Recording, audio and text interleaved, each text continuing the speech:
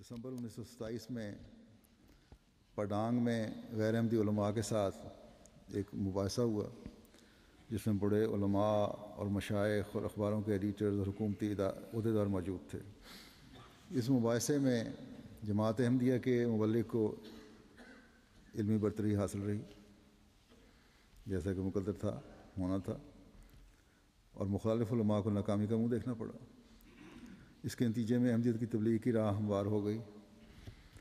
اس دوران میں انڈونیشیا میں تیسری جماعت ڈوکو کے مقام پر قائم ہوئی۔ 1929 میں حضرت مولوی رحمت علی صاحب اکتوبر میں واپس قادیان تشریف لائے، اور 1930 میں حضرت خلیفہ مسیح ثانی نے دوبارہ ان کو سماٹرا جانے کا ارشاد فرمایا۔ حضرت مولوی صاحب نے حضور کی خدمت میں اپنی معاونت کی غرض سے ایک مزید مبلغ بھجوانے کی درخواست کی۔ اس درخواست کو حضور نے قبول فرماتے ہوئے محترم مولوی محمد صادق صاحب کو آپ کے ساتھ انڈونیشیا جانے کا ارشاد فرمایا، اور پھر یہ دونوں انڈونیشیا گئے۔ انڈونیشیا میں جیسے جیسے احمدیت کو فروغ حاصل ہوتا جا رہا تھا، احمدیت کی مخالفت میں بھی اضافہ ہونے لگا۔ ابتداً 3 جماعتوں کو اطلاع کا سامنا کرنا پڑا۔ تاپک توان کی جماعت پر وہاں کے راجہ کی طرف سے ابتلاء وارد کیا گیا، اور احمدیوں کو باقاعدہ نماز کی ادائیگی سے روک دیا گیا۔ وہاں کا جو مقامی راجہ تھا اس نے روک دیا۔ جمعہ کی نماز کی ممانعت کر دی گئی، اور تبلیغ عام بند کر دی گئی۔ یہ تمام سختیاں ان پر عائد کر دی گئیں۔ روس ہوکن کی جماعت کو بھی وہاں کے راجہ نے ظلم کا تختہ مشق بنایا، اور سب کو مجبور کیا کہ وہ حضرت مسیح موعود علیہ السلام کو نعوذ باللہ کذاب و دجال کہیں، ورنہ انہیں اس جگہ سے نکال دیا جائے گا۔ ایک احمدی مکرم گرو علی صاحب کو ان کے عہدے سے معزول کر دیا گیا۔ ان کو عبد الجلیل اور ان کے چھوٹے بھائی کو احمدی ہونے کی بنا پر گاؤں سے نکال دیا گیا۔ بہرحال مولوی ابو بکر ایوب صاحب بھی اس دوران میں فارغ ہو کے قادیان سے وہاں آ گئے تھے، تو آپ کساران کے علاقے میں تبلیغ کر رہے تھے۔ آپ پر تبلیغ کی پابندی عائد کر دی گئی۔ ایک روز رات 12 بجے کے بعد شہر کا ایک سرکردہ پولیس افسر پولیس کے ہمراہ وہاں کے سلطان کے حکم سے آپ کو گرفتار کرنے کے آیا۔ اس نے اس وقت کے حاضر افراد کے نام نوٹ کر لیے اور کہا کہ آپ اور آپ کے ساتھی صبح چیف ڈسٹرکٹ صاحب کے پاس دفتر میں حاضر ہو جائیں۔ صبح جب محترم مولوی صاحب اور آپ کے ساتھی دفتر مذکور پہنچے تو آپ پر سوالات کی بچھاڑ کر دی گئی۔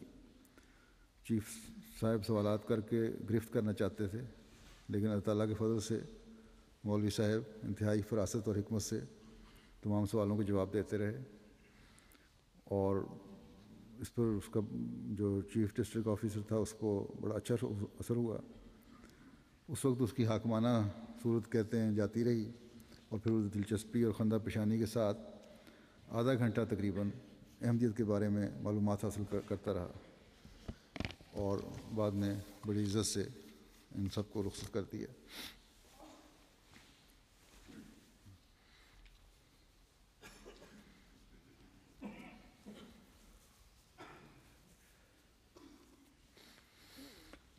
جیسا کہ میں نے بتایا تھا کہ انڈونیشین مضمون نگار نے جماعت احمدیہ کی خدمات کا ذکر کیا تھا انڈونیشیا کے بنانے میں۔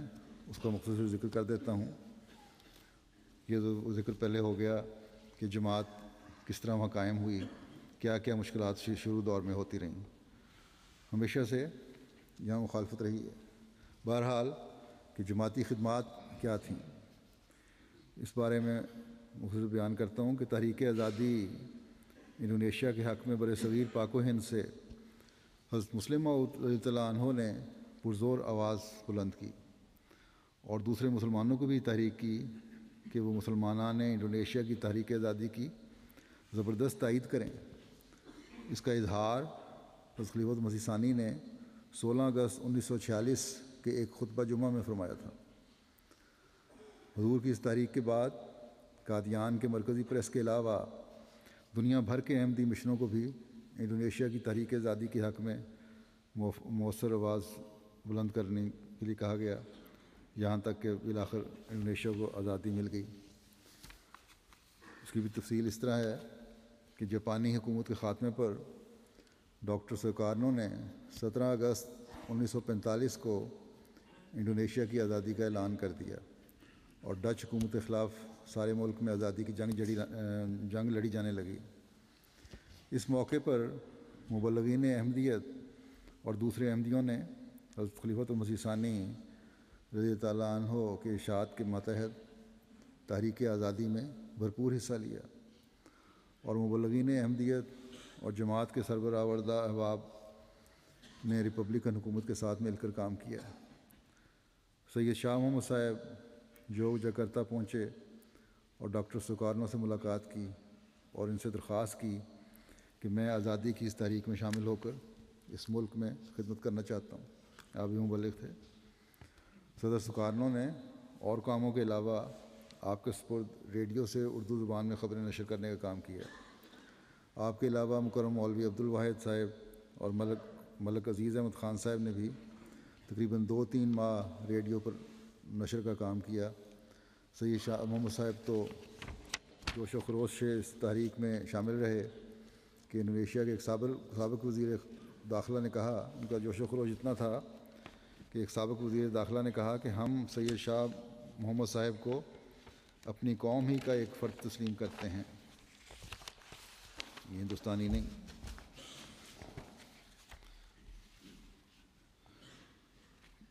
شاہ محمد صاحب کی خدمات کا اعتراف اس طرح سے ہے۔ سید شاہ محمد صاحب نے تحریک آزادی انڈونیشیا میں جو کردار ادا کیا اور جو خدمات سر انجام دیں، ان کو سراہتے ہوئے 3 اگست 1957 کو انڈونیشیا نے زیر خط، ان کا نمبر ہے، سند خوشنودی عطا کی، اور یہ سند جنرل سیکرٹری وزارت اطلاعات کے توسط سے دی گئی، اور اس میں تحریر کیا گیا کہ ہم سید شاہ محمد صاحب head of the Ahmadiyya Muslim mission مقیم جکرتا کی ان خدمات اور کارناموں کے لیے انتہائی رنگ میں قدر و منزلت کا اعتراف کرتے ہیں جو انہوں نے انڈونیشین قوم اور حکومت ریپبلک انڈونیشیا کی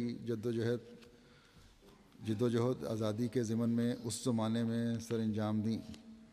وزارت اطلاعات کی قیادت میں شعبہ پبلسٹی کے رکن ہونے کی پوزیشن میں جناب موصوف نے ہمیشہ اپنی دماغی قابلیت اور دیگر صلاحیتوں سے پورے یقین و وثوق سے بین الاقوامی رائے عامہ کو اس طرف مبذول کرایا کہ حکومت ریپبلک انڈونیشیا کی جدوجہد صداقت اور حق پر مبنی ہے۔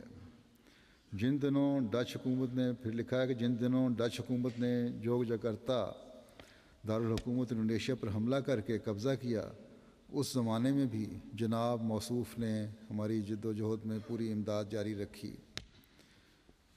پھر لکھتے ہیں کہ UN کے فیصلے کی روشنی میں جکرتا سے جب ڈچ افواج کا انخلاء ہوا اور نئی حکومت جکرتا منتقل ہوئی، اس وقت بھی جناب موصوف اس کمیٹی کے ممبر تھے جو حکومت ریپبلک انڈونیشیا کے از سر نو قیام کے لیے بنائی گئی تھی۔ پھر اسی سند میں لکھا ہے کہ جب پریزیڈنٹ سوکارنو ڈچ حکومت کی نظر بندی کے بعد جکرتا آئے تو موصوف اس کمیٹی کے بھی ممبر تھے جس نے صدر سوکارنو کا استقبال کیا۔ پھر لکھتے ہیں اس سند میں کہ ڈچ حکومت سے اختیارات لینے کے بعد صدر سوکارنو جب جکرتا آئے تو موصوف بھی اس قافلے میں شامل تھے جو صدر سوکارنو کے ہمراہ تھا، اور موصوف واحد غیر ملکی تھے۔ جب حکومت کے دفاتر جکرتا منتقل ہوئے تو بعد میں موصوف ریڈیو ریپبلک انڈونیشیا کے شعبہ نشر و اشاعت سے منسلک ہو کر اردو کے پروگرام میں نہایت عمدگی سے فرائض سر انجام دیتے رہے۔ بعد میں اپنے فرائض بحیثیت incharge Ahmadiyya Muslim mission Indonesia انجام دینے لگے۔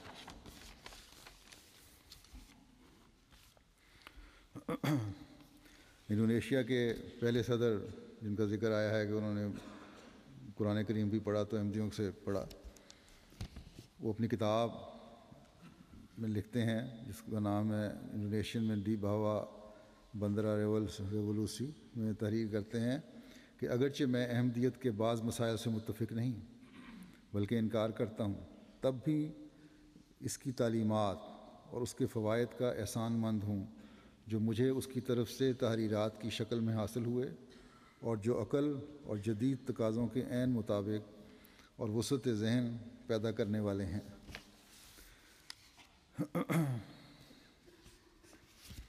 تو یہ ہے اس کے صرف یہی زبانی قربانیاں نہیں یا عملی قربانیاں یا مشورے کی حد تک نہیں تھیں، بلکہ 1946 میں تحریک آزادی کے دوران بعض احمدی احباب اپنی زندگیاں قربان کر کے شہیدوں میں شامل ہوئے، جن میں ایک ہمارے مکرم راڈین محی الدین صاحب صدر جماعت انڈونیشیا تھے، جو سیکرٹری کمیٹی برائے انڈونیشیا کے پہلے جشن آزادی کی تیاریوں میں مصروف تھے۔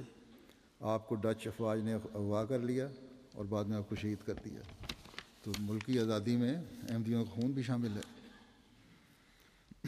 یہ تو تھے جماعت احمدیہ کی انڈونیشیا کے لیے، اس ملک کے لیے قربانی اور کام اور خدمات کا ذکر، لیکن علماء اور شدت پسند گروہوں نے اپنے ظلموں کی داستانیں بھی ساتھ ساتھ جاری رکھی۔ بعض پرانے شہدائے احمدیت انڈونیشیا کا میں ذکر کرتا ہوں۔ 1947 میں درج ذیل 6 احمدی احباب شہید کیے گئے: مکرم جیداد صاحب، مکرم سورہ صاحب، مکرم سائری صاحب، مکرم حاجی حسن صاحب، مکرم راڈین صالح صاحب، مکرم دہلان صاحب۔ ان 6 احباب نے سنگاپارنا ویسٹ کے جاوا کے گاؤں میں شہادت کا مقام پایا۔ وہابی موومنٹ کے دارالاسلام نامی ایک گروپ نے ڈنڈوں اور پتھروں سے ان احمدیوں پر شدید حملہ کیا اور ان کو گھروں میں اہل خانہ کی آنکھوں کے سامنے بڑی بے دردی سے مارتے مارتے گھسیٹتے ہوئے گاؤں سے باہر لے گئے اور مار مار کر شہید کر دیا۔ دارالاسلام گروپ نے حملے سے قبل ان کو مجبور کیا کہ احمدیت چھوڑ دیں، لیکن یہ سب احمدیت پر ثابت قدم رہے اور استقامت دکھائی۔ یہ ظالمانہ فعل بہت پرانے ہیں احمدیوں کے ساتھ وہاں جو سلوک ہو رہا ہے۔ 1949 میں درج ذیل احمدی احباب نے جامع شہادت نوش فرمایا، 2 سال بعد اس کے۔ مکرم سانوسی صاحب، مکرم اومو صاحب، مکرم تہیان صاحب، مکرم شہرومی صاحب، مکرم سوما صاحب، مکرم جملی صاحب، مکرم سرمان صاحب، مکرم اوسون صاحب اور مکرمہ ایڈوٹ صاحبہ اور مکرمہ اونیا صاحبہ 2 خواتین کو بھی شہادت کا اعزاز حاصل ہوا۔ ان احمدی احباب نے سنگاپارنا ویسٹ جاوا کے گاؤں سنگیانگ لابونگ میں شہادت کا مقام پایا۔ ان کو بھی وہابی تحریک کے گروپ دارالاسلام نے ڈنڈوں، پتھروں اور اینٹوں سے حملہ کر کے شہید کیا۔ ان کو بھی گھسیٹتے ہوئے گاؤں سے باہر لے گئے اور وہاں انتہائی ظالمانہ طریق سے مارتے مارتے شہید کر دیا گیا۔ ان کو بھی مجبور کیا گیا کہ احمدیت سے توبہ کریں، لیکن ان سب نے انکار کیا اور استقامت دکھائی اور ثابت قدم رہے۔ پھر اس کے بعد جماعت احمدیہ کی مخالفت کا ایک شدید دور 2001 میں شروع ہوا، جس میں مکرم پاپوک حسن صاحب کو 22 جون 2001 کو میں شہید کیا گیا۔ آپ کی عمر 55 سال تھی اور تقریباً 100 مخالفین احمدیت نے مغربی لمبوک کے گاؤں لالوا کی جماعت پر حملہ کیا۔ مخالفین جماعت کی مسجد کو تباہ کرنا چاہتے تھے۔ پاپوک حسن صاحب دیگر احمدی احباب کے ساتھ مخالفین کے حملہ کے سامنے سینہ سپر ہو گئے اور شدید زخمی ہوئے اور بے ہوش ہو کر گر گئے۔ فوراً ہسپتال لے جایا گیا، لیکن بہت زیادہ خون بہہ جانے کی وجہ سے راستے میں جامع شہادت نوش فرما لیا۔ آپ کی عمر 55 سال تھی۔ 2002 میں حکومت کے کارندے بھی ان لوگوں کے ساتھ مل گئے، ان ظالموں کے کوئی مختلف قسم کے ظلم ہوتے رہے۔ مانسلور کے علاقے میں مخالفین نے احمدیہ مساجد اور احمدی گھروں میں پتھراؤ کیا، 2 مساجد اور 42 احمدی گھروں کے شیشے وغیرہ توڑے۔ لوکل گورنمنٹ نے جماعت منسلور کی مسائی کو روکنے کے لیے آرڈر جاری کیا کہ احمدی احباب مسجد کا استعمال نہیں کر سکتے۔ 15 جولائی 2005 کو جماعت انڈونیشیا کی مرکزی مسجد اور سینٹر پر سینکڑوں مخالفین کے گروہ نے حملہ کیا اور جماعتی عمارات اور املاک کو نقصان پہنچایا۔ پولیس کھڑی تماشا دیکھتی رہی، بعض عمارتوں کو آگ لگائی گئی اور سارا سینٹر، مساجد، مشن ہاؤسز، ذیلی تنظیموں کے دفاتر اور دیگر عمارات کو حکومت نے سیل کر دیا۔ یہ حکومت بھی اب ان کے ساتھ شامل ہو رہی ہے۔ 19 ستمبر 2005 کو 500 مخالفین نے ریجن سیانجور کی 5 جماعتوں پر حملہ کیا۔ 5 جماعتوں کی مساجد کو کافی نقصان پہنچایا گیا، دروازے، کھڑکیاں، شیشے توڑے گئے، مشن ہاؤسز کو بھی نقصان پہنچایا گیا اور سامان وغیرہ لوٹ لیا گیا۔ بہت ساری چیزیں جلا دی گئیں۔ 86 گھروں کو نقصان پہنچایا اور توڑ پھوڑ کی گئی۔ بعض گھروں کو جلا دیا گیا، سامان لوٹ لیا گیا۔ بعض مقامات پر احمدیہ مدرسوں کو بھی نقصان پہنچایا گیا۔ ان جماعتوں میں احمدی احباب کی کاریں، موٹر سائیکل بھی جلائے گئے۔ 19 اکتوبر 2005 رات 9 بجے 100 مخالفین نے جماعت کیٹا پانگ پر حملہ کیا، 3 احمدی گھروں کو نقصان پہنچایا، 2 احمدی دوست زخمی ہوئے۔ اس جماعت کے احباب قبل ازیں پانکور اور سیلونگ کے علاقے میں مقیم تھے، جہاں 2002 میں مخالفین نے حملہ کر کے ان کو گھروں سے نکال دیا تھا اور ان کے گھروں کو بھی جلا دیا اور مسجد کو بھی جلا دیا تھا۔ چنانچہ یہ وہاں سے ہجرت کر کے کیٹا پانگ کے علاقے میں آئے تو ان پر اکتوبر 2005 میں یہاں بھی حملہ کیا گیا، لیکن پھر بھی ہر جگہ سے انہوں نے تکلیفیں برداشت کیں، اپنے ایمان پر ثابت قدم رہے۔ فروری 2006 میں مغربی لمبوک جزیرہ کی جماعت کیٹا پانگ پر حملہ ہوا، 23 گھروں کو نقصان پہنچا، 6 گھر جلا دیے گئے۔ احباب جماعت کی دکانوں کو نقصان پہنچایا گیا، سامان لوٹ لیا گیا، ان کے مال مویشی لوٹ لیے گئے۔ 129 احباب جماعت بے گھر ہوئے اور یہ علاقہ چھوڑنا پڑا۔ 10 نومبر 2007 کو پنگوان گاؤں میں لوکل مولوی کی قیادت میں مدرسوں کے طلباء نے ہماری مسجد کو گرا دیا اور 26 احمدیوں کو یہاں سے دوسرے علاقے میں منتقل ہونا پڑا۔ ستمبر 2007 میں مسجد محمود سنگاپارانہ پر مخالفین کی طرف سے اس ماہ میں تیسرا حملہ ہوا، مساجد کی تمام کھڑکیاں توڑ دی گئیں، چھت کو بھی نقصان پہنچایا، دفتری سامان اور فرنیچر توڑ دیا گیا۔ 18 دسمبر 2007 میں مخالفین، جن کی تعداد 500 سے زائد تھی، نے جماعت پر حملہ کیا۔ مخالفین کا تعلق ڈیفنس فرنٹ اور مجلس مجاہدین انڈونیشیا سے تھا۔ جماعت کی 2 مساجد کو نقصان پہنچایا، توڑ پھوڑ کی گئی اور جہاں مسجد کے سامان کو نقصان پہنچایا، 12 قرآن کریم بھی جلا دیے۔ 9 مساجد کو پولیس نے سیل کر دیا، گھروں کو نقصان پہنچایا گیا اور توڑ پھوڑ کی گئی، 3 افراد زخمی ہوئے۔ بہرحال اس وجہ سے لوگوں کو وہاں سے نکلنے پر مجبور کیا گیا اور اب تک یہی حالات ہیں مختلف جگہوں پر۔ تو یہ حالات ہیں سابقہ انڈونیشیا کے ساتھ ہو رہے ہیں، لیکن اللہ کے فضل سے ایمان کی مضبوطی دکھاتے ہوئے ایمان پر وہ قائم ہیں اور ہر شر کا صبر سے، حوصلے سے، دعا سے مقابلہ کرتے چلے جا رہے ہیں۔ اب یہ تازہ شہادتیں جو ہوئی ہیں، یہ اس جاری ظلم کا ہی نتیجہ ہیں جو کئی سال پہلے سے شروع ہوا تھا۔ لیکن جیسا کہ میں نے کہا، اس دفعہ مقامی پریس نے بھی کھل کر لکھا ہے اور باہر کے پریس نے بھی لکھا ہے اور اس کی کافی شہرت ہوئی ہے۔ بہرحال ان شہداء کا جو اب شہید ہوئے ان کا ذکر خیر کرتا ہوں۔ اس میں پہلے شہید ہیں مکرم طوبا کوس چاندرا مبارک صاحب۔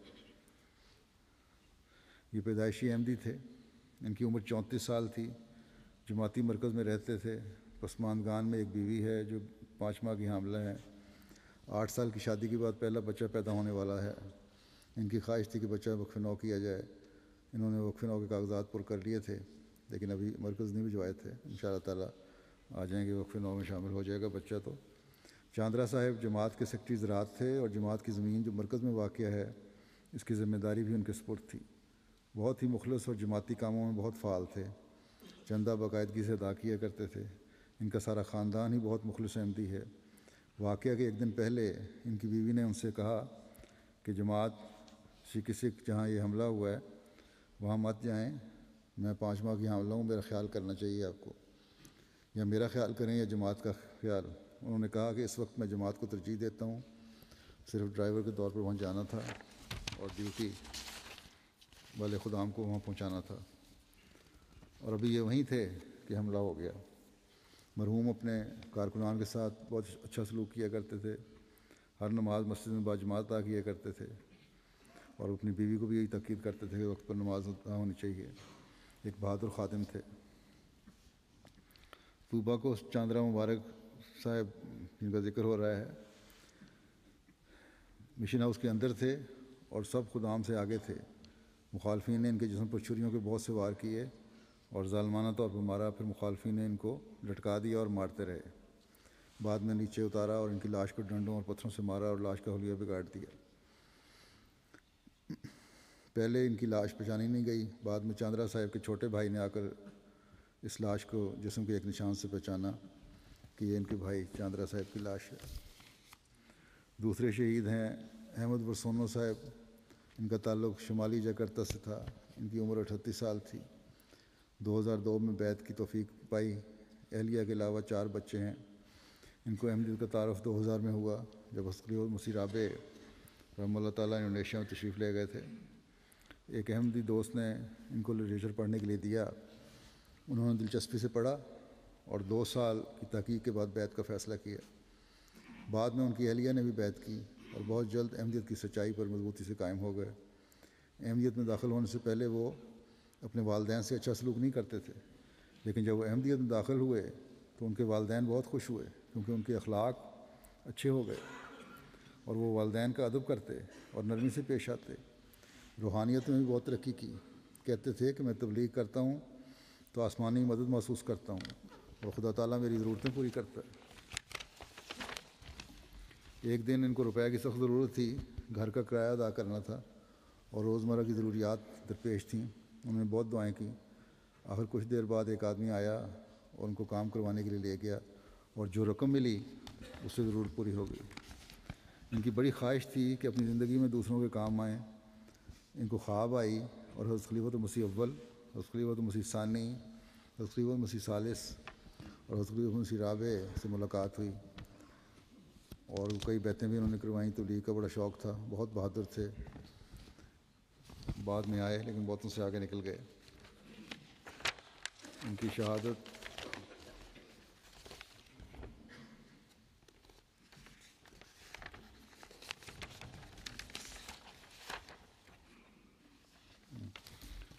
کا واقعہ اس طرح ہے کہ جب حملہ ہوا ہے تو ورسونو صاحب مشن ہاؤس کے اندر تھے۔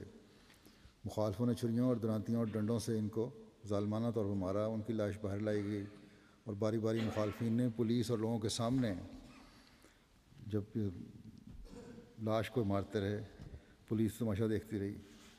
ان کی لاش ہی پہچانی نہیں گئی بلکہ ایک دوسرے خادم نے غلطی سے کسی دوسرے کا آدمی سمجھ کے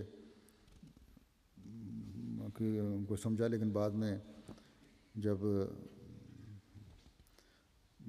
صحیح طرح دیکھا گیا تو پتہ لگا کہ یہ ورسونو صاحب میں دوسرے خاتم نہیں ہیں۔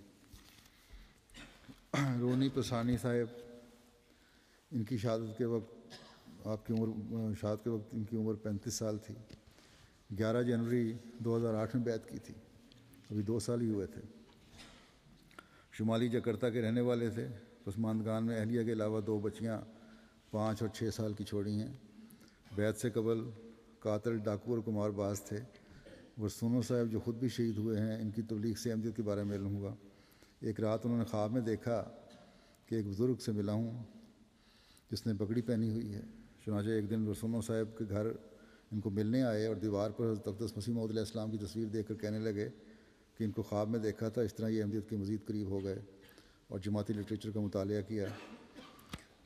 چنانچہ 2008 کے سال میں رونی صاحب نے بیعت کی توفیق پائی۔ احمدیت میں داخل ہونے کے بعد ان کی کایا پلٹ گئی اور ان کی بیوی بہت حیران تھیں کہ رونی صاحب پر یہ روحانی انقلاب کس طرح برپا ہوا ہے. کوئی نہ کوئی نیکی اللہ تعالیٰ کو ان کی پسند آئی، جس کی وجہ سے اتنا بڑا اعزاز سے نوازا اللہ تعالیٰ نے کہ پہلے احمدیت کی قبولیت کی توفیق عطا فرمائی ساری برائیاں چھوڑ کے، اور پھر شہادت کا رتبہ بھی پایا. 5 نمازوں کے علاوہ تہجد بھی ادا کرتے تھے اور جماعتی کتب باقاعدہ پڑھتے تھے، چندہ باقاعدگی سے ادا کرتے تھے. بہت بہادر تھے. 2 سال کا جتنا بھی عرصہ ان کو ملا احمدیت میں، اس میں بہت تبلیغ کی، اور ان کی تبلیغ کے نتیجے میں کئی بیعتیں بھی ہوئیں. ایک اہم بات کے بارے میں یہ بھی ہے کہ کئی دفعہ کہتے تھے کہ شہید کے طور پر مرنے کی خواہش ہے. اللہ تعالیٰ نے کی یہ خواہش پوری کر دی.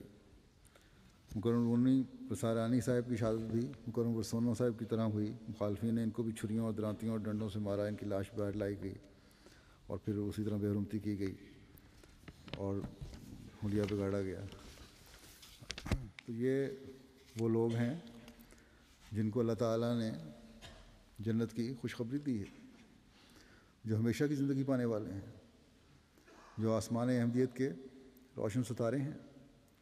اللہ تعالیٰ ان کے درجات بلند کرتا چلا جائے اور ان کے لواحقین کو بھی صبر اور حوصلہ عطا فرمائے اور خود ان کا حافظ و ناصر ہو. جماعت انڈونیشیا کے ہر فرد کے ایمان میں پہلے سے بڑھ کر مضبوطی پیدا فرمائے. حضرت مسیح موعود علیہ الصلوۃ والسلام نے اپنے جس کشف کا ذکر فرماتے ہوئے حضرت صاحبزادہ عبداللطیف صاحب شہید کے نقش قدم پر چلنے والے کچھ اور لوگوں کے ملنے کا ذکر فرمایا تھا. ان میں یہ دور دراز علاقے میں رہنے والے لوگ بھی شامل ہیں، جن میں سے بہت سو نے خلفائے احمدیت میں سے بھی کسی کو نہیں دیکھا، لیکن ایمان کی مضبوطی ان کی بے مثال ہے. خلافت سے وفا کا تعلق ایک قابل تقلید ہے. حضرت مسیح موعود علیہ السلام کی کشف کا میں پہلے بھی ذکر کر چکا ہوں پچھلے بعض خطبات میں، تو اس کا دوبارہ بتاتا ہوں. کشف یوں ہے، آپ فرماتے ہیں کہ کشفی حالت میں نے دیکھا کہ ہمارے باغ میں سے ایک بلند شاخ سرو کی کاٹی گئی ہے، اور میں نے کہا اس شاخ کو زمین میں دوبارہ نصب کر دو تا وہ بڑھے اور پھولے. آپ فرماتے ہیں سو میں نے اس کے یہی تعبیر کی ہے کہ خدا تعالیٰ بہت سے ان کے قائم مقام پیدا کر دے گا، یعنی حضرت صاحبزادہ عبداللطیف صاحب شہید کے بہت سے قائم مقام پیدا کر دے گا. تو بس یہ شہداء تو اپنا مقام پا کر اور قابل تقلید مثالیں چھوڑ کر اس دنیا سے رخصت ہو کر اپنے مولا کے حضور حاضر ہو گئے، اور قادیان سے ہزاروں میل دور رہتے ہوئے بھی حضرت اقدس مسیح موعود علیہ الصلوۃ والسلام کی سچائی کو ثابت کرنے والے بن گئے. لیکن ہم پیچھے رہنے والوں کو بھی اپنے ایمانی حالتوں کا ہر وقت جائزہ لیتے رہنا چاہیے. ہمیں ہر شہادت کے بعد یہ عہد کرنا چاہیے کہ ہم ان ظلموں کی وجہ سے نہ صرف یہ نہیں کہ اپنے ایمانوں کو ضائع نہیں ہونے دیں گے، بلکہ اس میں بڑھنے کی کوشش کریں گے انشاءاللہ. کسی قسم کی ایسی حرکت نہیں کریں گے جس سے ہماری روایات اور ہمارے صبر پر حرف آتا ہو، جس سے ہماری اپنے ملک سے وفا پر حرف آتا ہو. جیسا کہ میں نے بتایا، جماعت انڈونیشیا بھی جماعت نے انڈونیشیا کی تعمیر میں بھی ایک کردار ادا کیا ہے. جماعت احمدیہ کا ہر فرد جس ملک میں بھی رہتا ہے اس کا وفادار ہے اور ہونا چاہیے، اور ہمیشہ انشاءاللہ تعالی رہے گا. وفا کا یہ تقاضا ہے کہ ہم یہ بھی دعا کریں کہ اللہ تعالیٰ ہمارے ملکوں کو ظالموں کے پنجے سے آزاد کرے اور ہم پر کبھی ایسے حاکم مسلط نہ کرے جو رحم کرنا نہ جانتے ہوں. ہم دنیاوی تدبیر کے لیے قانونی چارہ جوئی تو کرتے ہیں، لیکن قانون اپنے ہاتھ نہیں لیتے. ہاں، اپنے رب کے حضور جھکتے ہیں. ہمارا زیادہ انحصار قانونی چارہ جوئی کرنے سے زیادہ انحصار اپنے رب کے حضور جھکنے میں ہے. اس سے دعائیں کرتے ہوئے اللہ تعالیٰ کی مدد پر ہمارا انحصار ہے, اس کی رحمتوں پر ہمارا انحصار ہے. اور اب بھی ہم ہمیشہ کی طرح اللہ تعالیٰ کے حضور ہی جھکیں گے. ہمیشہ یہ دعا پڑھتے رہیں, ربنا افرغ علینا صبرا وثبت اقدامنا وانصرنا علی القوم الکافرین. اللہ کرے کہ کبھی ہمارے میں سے کسی ایک کے بھی پائے ثبات میں کبھی لغزش نہ آئے. حضرت مسیح موعود علیہ السلام نے حضرت صلی اللہ علیہ وسلم کا ذکر کرتے ہوئے آپ فرماتے ہیں ایک جگہ کہ آپ صلی اللہ علیہ وسلم نے صحابہ کو صبر کی تعلیم دی. آخرکار سب دشمن فنا ہو گئے. ایک زمانہ قریب ہے کہ تم دیکھو گے کہ یہ شریر لوگ بھی نظر نہ آئیں گے. اللہ تعالیٰ نے ارادہ کیا ہے کہ اس پاک جماعت کو دنیا میں پھیلائے. آپ فرماتے ہیں اگر خدا تعالیٰ چاہتا تو یہ لوگ دکھ نہ دیتے اور دکھ دینے والے پیدا نہ ہوتے, مگر خدا تعالیٰ ان کے ذریعے سے صبر کی تعلیم دینا چاہتا ہے. آپ فرماتے ہیں کہ جو شخص دکھ دیتا ہے یا تو توبہ کر لیتا ہے, آخری نتیجہ یہ ہوگا یا تو وہ توبہ کر لیتا ہے یا فنا ہو جاتا ہے. جو بھی ہمیں دکھ دے رہا ہے ان میں سے کچھ تو ہیں جن کی اصلاح ہو جائے گی اور توبہ کر لیں گے, یا پھر فنا ہو جائیں گے. بس دعاؤں اور صبر کے ساتھ اپنے مقصد کے حصول کے لیے ہر احمدی کا فرض ہے کہ آگے بڑھتا چلا جائے.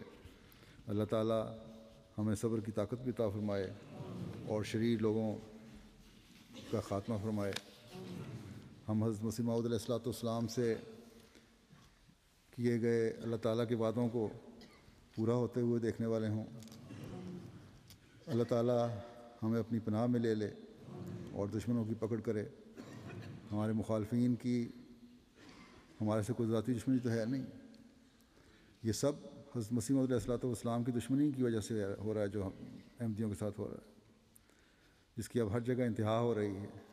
اللہ تعالیٰ دشمن کو عبرت کا نشان بنائے, اور جن کی اصلاح اللہ تعالیٰ کی نظر میں مقدر نہیں ہے ان کو جلد پکڑ کے سامان فرمائے.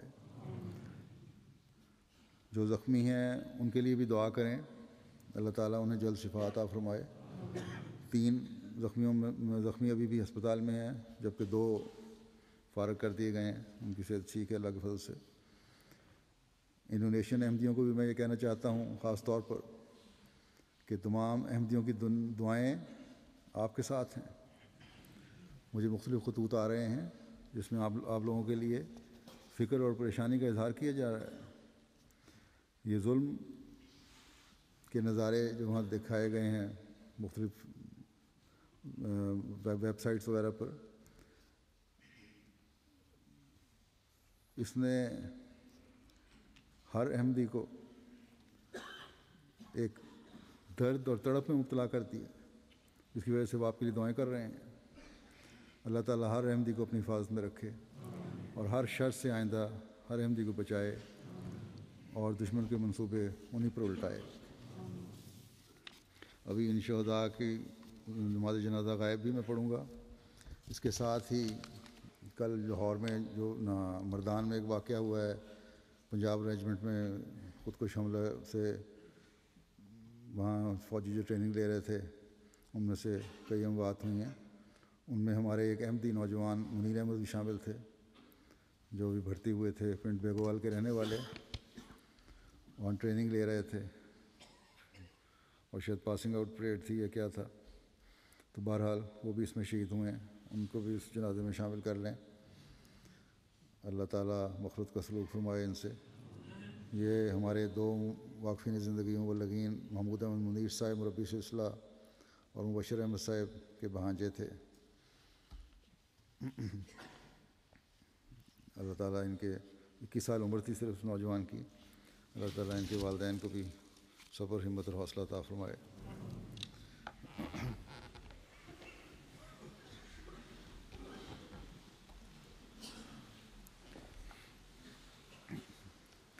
الحمد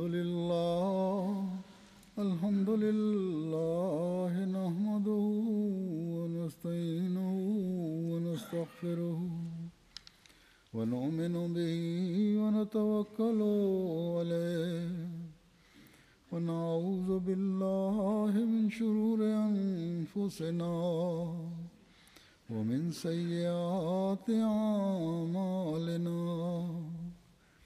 من يهده الله فلا مضل له ومن يضلله فلا هادي له ونشهد أن لا إله إلا الله ونشهد أن محمدا عبده ورسوله عباد الله رحمكم الله إن الله يأمر بالعدل والإحسان وإيتاء ذي القربى وينهى عن الفحشاء والمنكر والبغي يعظكم لعلكم تذكرون اذكروا الله يذكركم وادعوه يستجب لكم ولذكر الله أكبر.